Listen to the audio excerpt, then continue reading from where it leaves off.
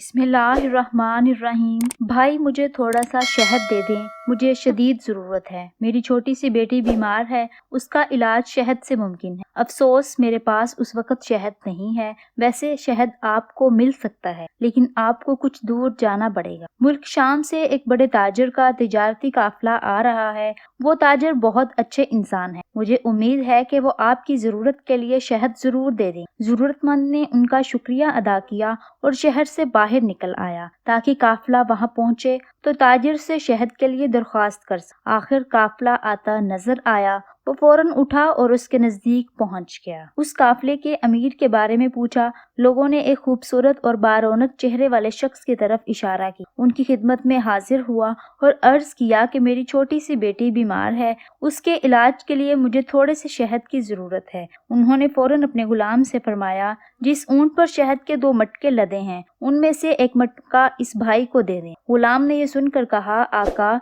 अगर एक मटका उसे दे दिया तो ऊंट पर वजन बराबर नहीं रह जाएगा। ये सुनकर उन्होंने फरमाया, तब फिर दोनों मटके उन्हें दे दें। ये सुनकर गुलाम घबरा गया और बोला, आका, ये इतना वजन कैसे उठाएगा? उस पर आका ने कहा, तो फिर ऊंट भी उसे दे दो। गुलाम फौरन दौड़ा और वो ऊंट मटकों के साथ उसके हवाले कर दिया। वो जरूरतमंद उनका शुक्रिया अदा करके ऊंट की रस्सी थाम कर चला गया। वह हैरान भी था और दिल से बेतहाशा दुआएं भी दे रहा था। वो सोच रहा था, ये शख्स किस कदर सखी है। मैंने उससे थोड़ा सा शहद मांगा, उसने मुझे वो 2 मटके दे दिए। मटके ही नहीं, वो ऊंट भी दे दिया जिस पर मटके लदे हुए थे। उधर गुलाम अपने आका की खिदमत में हाजिर हुआ तो आका ने गुलाम से कहा, जब मैंने तुमसे कहा कि उसे 1 मटका दे दो तो तुम नहीं गए। दूसरा मटका देने के लिए कहा तो भी तुम नहीं गए। फिर जब मैंने ये कहा कि ऊंट भी उसे दे दो तो तुम दौड़ते हुए चले गए। उसकी वजह क्या थी? गुलाम ने जवाब दिया, आका,